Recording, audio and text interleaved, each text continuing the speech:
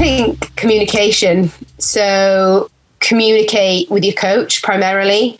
And if you're fortunate enough to have, a good medical team around you, be honest with them and upfront with them and communicate, because ultimately all those people want the best for you and are there to help you. And I think I'm really fortunate that I've come through a system where athletes, staff and coaches all communicate well together.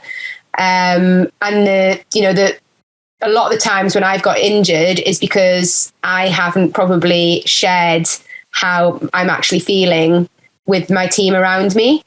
I think it's natural, especially in endurance sport, for athletes to endure for far longer than they should with pain or discomfort.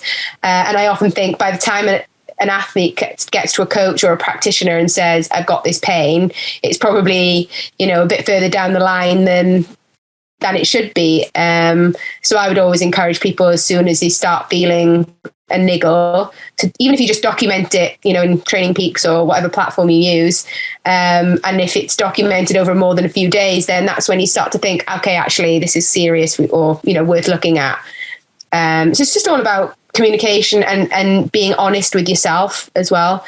I'm very good at denying or not being honest with myself about how much pain I'm in or how much something's affecting me. So I think that would have to be, my top tip, really. No, that's really, really powerful there, Non. Communicate, be honest, act early.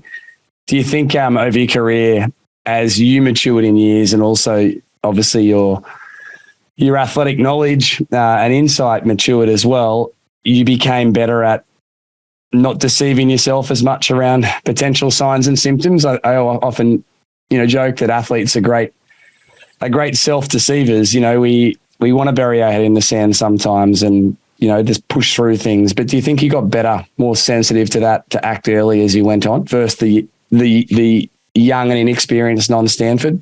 Yeah, I definitely think I got better, but what I did get better at was communicating or sort of documenting. So while I was maybe still a little bit in denial about things, if I told somebody, they could help me sort of rationalize it or contextualize it or say to me, okay, maybe you should back off. So it was using those people around me to make those sort of decisions for me and with me, so that it wasn't all on me, and where I was very good at sort of convincing myself it was fine. If I told somebody else, then that burden was almost off me.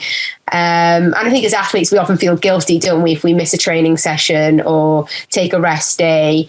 Whereas if somebody else tells you that it's okay and you probably need to do that, then it just helps you make you feel better about yourself. So I think I got better at communicating and relying on the people around me or leaning on the people around me to support me through those sort of injuries and times.